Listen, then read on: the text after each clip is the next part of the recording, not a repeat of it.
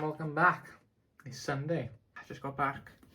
I'm knackered, so I'm just gonna crack on. And this week is a Harry Potter week because I did the math, and considering we go by 8 days in a week in this series and there's 8 Harry Potter films, I thought, oh, that's lined up too perfectly. So I've seen Harry Potter before, but I don't think I ever finished the last film or two. So let's start from the beginning again.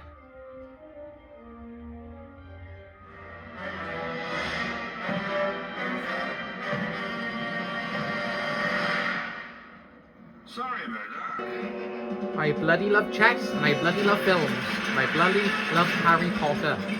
What a brilliant sequence of events this is, and I'm so glad to get to see her again.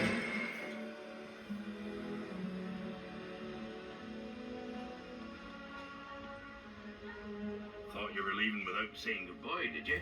Hello, and welcome to Harry Potter Week. I've already given you the introduction, so let's hop right into the Sorcerer's Stone. Now, oh my days, I watched Harry Potter years ago. I never quite finished it. I think I got to Order of the Phoenix, so this is such a good opportunity now to get back into the swing of things and kick off the franchise again. And oh my god, the Sorcerer's Stone is absolutely fantastic. I absolutely love it to bits. It's it's for the start of the franchise, the first film in out of all 8 of them, it's fantastic. It does a good job of introducing the characters. It sets the tone of the series.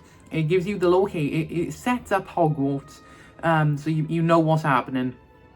You know, it establishes the villain, Dumbledore's not the villain, Voldemort, and it really does clear up a lot of things. So, yeah, just for that, and the character development as well through the first film was fantastic, and the relationship between, obviously, you got Ron, Harry, and Hermione being the main three. I think all the characters are fantastic development, and I love how Snape is painted as this, oh, he's definitely going to be the bad guy, he's going to be the villain, but then it's like a plot twist, no, it's not Snape. So, yeah, it's fantastic. I'm going to give it a 9 out of 10. Just because I do think there may be 1 or 2 things that could be done slightly better, but because nothing's perfect apart from the 2 films I give 10 out of 10 this year. So yeah, fantastic first film. Number 2 of week 5, Harry Potter 2, obviously. But this isn't a great time for me to have a house elf in my bedroom. Oh yes. Dobby, my Dobby god, understands. there he is. It's just that Dobby has come to take it.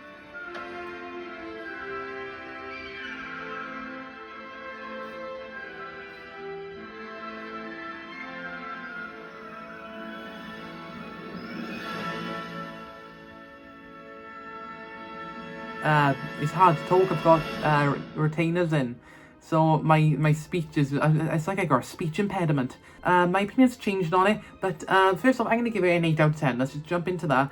I was a bit like, at first watching it, I was a bit iffy, but coming to the end now, I look back and I realise it sets up the whole Horcruxes, and I think that's fantastic. You obviously got Voldemort's diary, and oh, it's bloody fantastic how that one key feature comes back throughout the series, and the Horcrux is obviously part of Voldemort's soul in these Horcruxes, and I think that's fantastic, and I love how he does. Like, I think every Harry Potter film sets up the next one and the next few, and I love that consistent continuity story. It's fantastic. Also, it does a lot of work building up Ginny as well, because obviously Ginny becomes an important character as well. Again, the characters just have that level of development, and I love it. So, yeah, fantastic. You guessed it.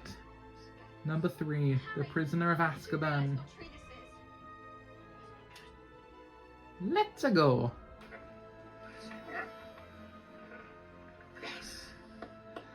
Well done. Oh, well done. Now, The Prisoner of Azkaban.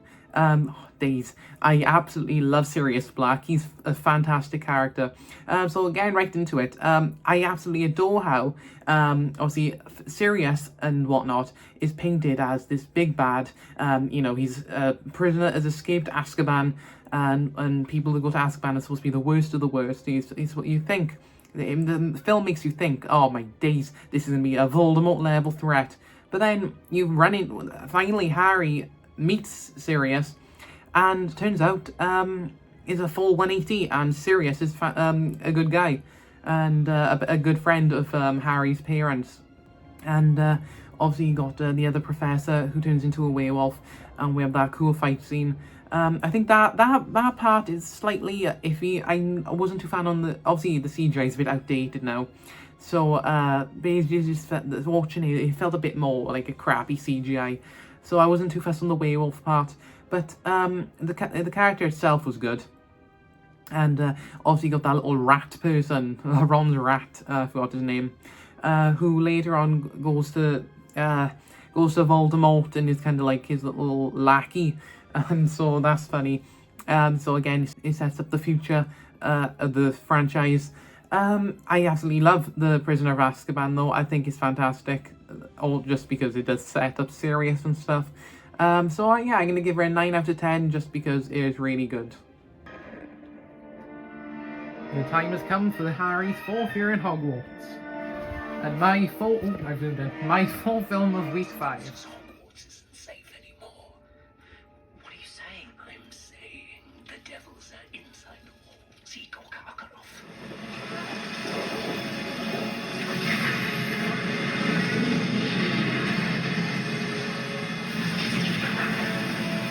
Do nothing. It is mine to finish.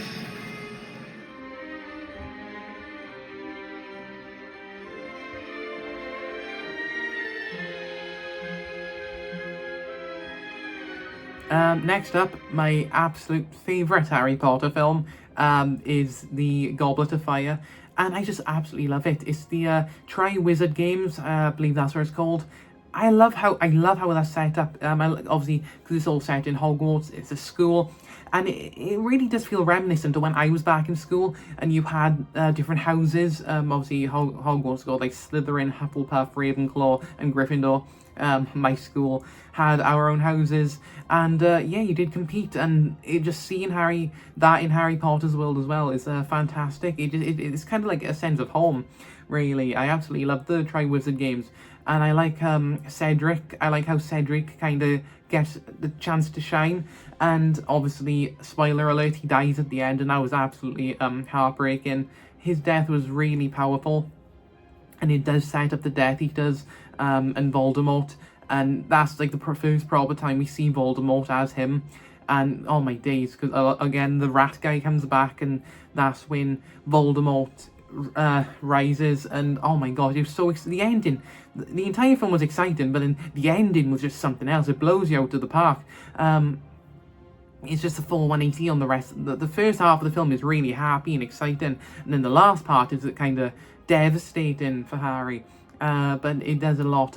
And Professor Moody, Mad-Eye Moody, oh my god, he's so funny. Obviously, I know he's played by David Tennant. He's not played by David Tennant. David Tennant's character kind of shapeshifts into him and infiltrates Hogwarts. But at the end then we get the real Professor Moody. I'm glossing over the main fact here. David Tennant's in it. You know something's good if David Tennant is in it. It's like, oh my days. Oh, I love David Tennant, though his character was done so well. He's such an awesome villain.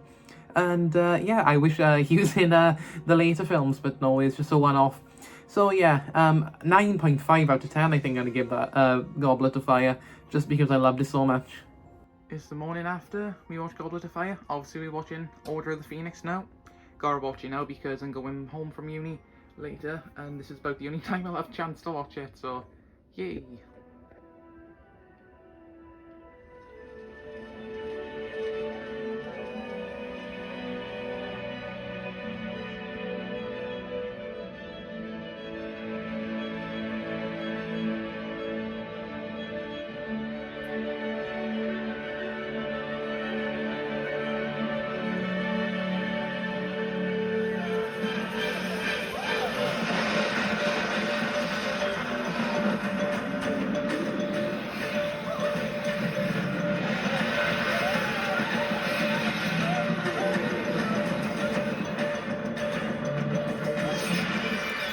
The Order of the Phoenix is a complete contrast to the Goblet of Fire, because like I said, the Goblet of Fire is really exciting and happy for the most part, but except right at the end where it kind of completely shifts tone.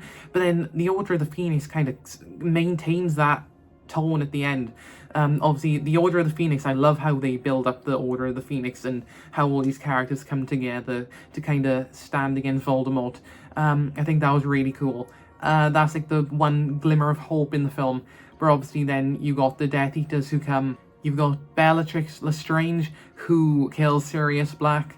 That was absolutely... You lose Cedric in the last film, then you lose Sirius in this one. My heart can't take her anymore. But, oh yeah, it's a fantastic... Again, they're all fantastic films. So, yeah, I'm going to give this one an 8 out of 10, just because I'm a little sour that Cedric died. But it was really good.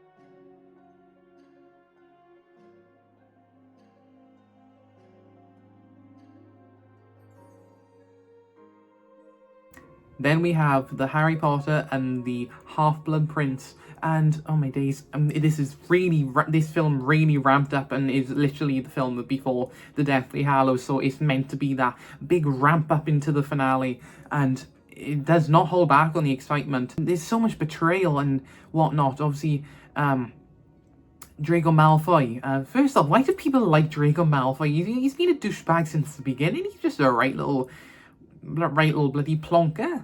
He's a little scumbag of a person. But no, Draco Malfoy is a right bloody douchebag. And he's set up by the Death Eaters to kill Dumbledore. But obviously he kind of chickens out. So I guess that's one redeeming quality of his character. Is he's not all bad. Because when it does come to killing Dumbledore, he doesn't.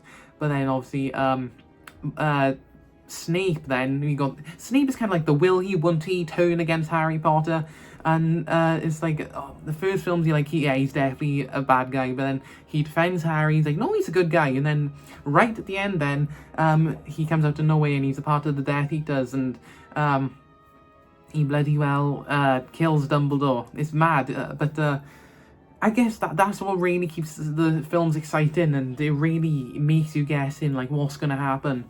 And I think it was done really well. And obviously in this film as well, Harry and Dumbledore go and start to strain the rest of the Horcruxes as like their only chance to stop Voldemort. It's really exciting, to be honest with you. So I'm going to give it a 8.5 out of 10. It's really exciting. And I'm just holding back a little bit just because I'm excited to cover the Deathly Hallows, which will be right now. The Deathly Hallows.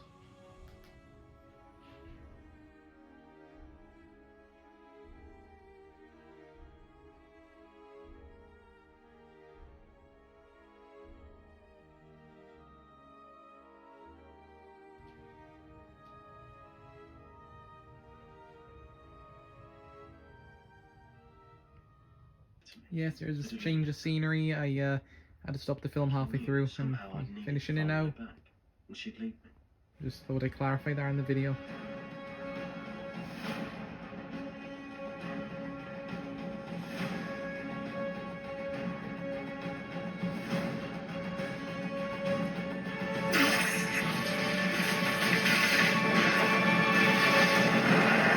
Right, started with Deathly Hallows Part 1, as you just saw. Oh my days, this finale is something. Obviously, I know how it ends now because I'm at the end of the week, but you still got one more film to go after this. But oh my days, it's so good.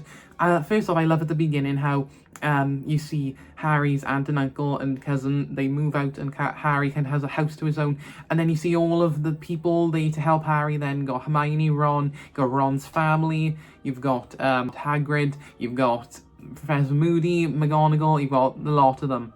I don't think McGonagall was at the house actually.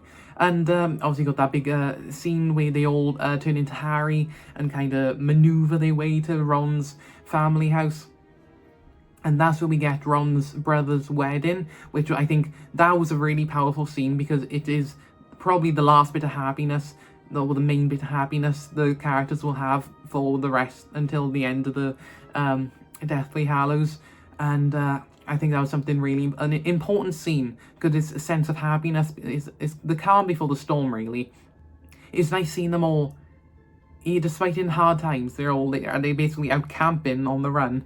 And alright, I know the wrong kind of turns on them, because you've got that thing this turning, like, making him angry.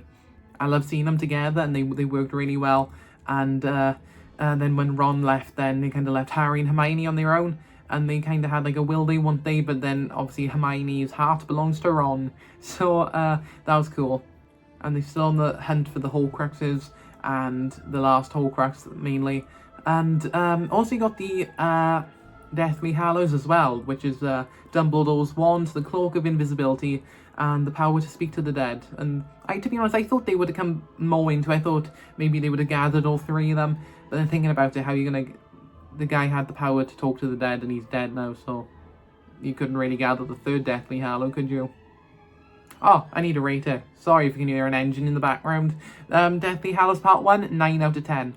Just because number 2 gets even better. Wow. Here we are. The end of Harry Potter week. It's been... You know what? It's been actually, fantastic.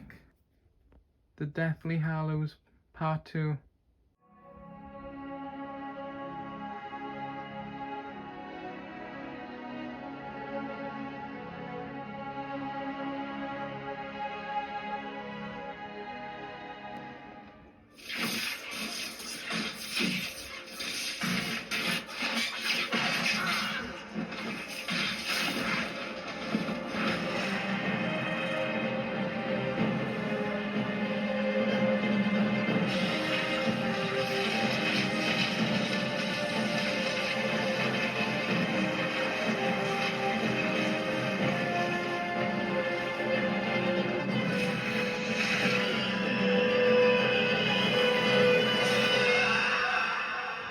What can I say? I said in the last one, the Deathly Hallows Part 2 gets even better, and bloody hell did it. Oh my days. Is the perfect ending. Like, we had the perfect beginning to the franchise, we had the perfect end as well. Obviously, we have Ron, Hermione, and Harry all reunited. Obviously, you learn a lot from Luna's father. You got Luna Lovegood as well, and she's just quite an important character. They kind of popped up a few films ago. And she kind of stuck around right till the end, to be fair.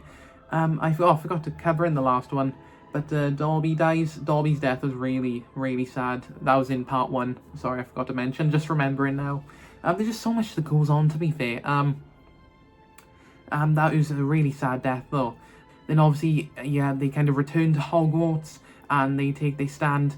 You've got Professor McGonagall stands up against Snape, and Snape kind of gets overthrown, and he returns to the Death Eaters, and Harry kind of takes his stand at Hogwarts as well. But that's when he learns that kind of Snape was in love with his mother, and that's when kind of Snape was being a douche to him, but also protecting him all these years. So Snape, turns out it's a big plot twist again. The Snape isn't actually a bad guy. Snape kind of stands up against Voldemort at the end. Snape's character's kind of tragic, obviously, because again he did have that he had the feelings for Harry's mother them years ago, but and that's why he's kind of sour towards Harry, but he's also at the same time he did protect Harry all these years, like you've seen in the Prisoner of Azkaban. He was there to protect Harry when it counted. And it's such a nice ending on that bridge, which then transitions, I think it was about 20 whatnot years in the future, and we see them as adults, and we see we see Ron and Hermione together as parents, and we see Harry and Ginny together as parents, and we see them sending their children on the Hogwarts Express to the first year of Hogwarts. And yeah, it kind of comes full circle, because obviously we started seeing Harry, Ron and Hermione on their first year of Hogwarts, and the film kind of then ends with them sending their children off to Hogwarts. So it does come full circle, and I think that's absolutely fantastic. It's a lovely conclusion to the franchise, and for that reason I'm going to give it a 9.5 out of 10. Now, allow me to just end by saying, obviously, Harry Potter is something by J.K. Rowling, and I do not support her personal opinions. Obviously, she goes out on the internet a lot and says a lot of negative stuff, especially about a certain community. I think what she says about the trans community and whatnot is atrocious, and that should not be tolerated and stood for. So, this is an instance of separating the art from the artist, because Harry Potter is absolutely fantastic, and I absolutely adore it to bits. I just forgot this out in the review. I went out and bought a wand. Is Harry's wand, the Wingardium Leviosa.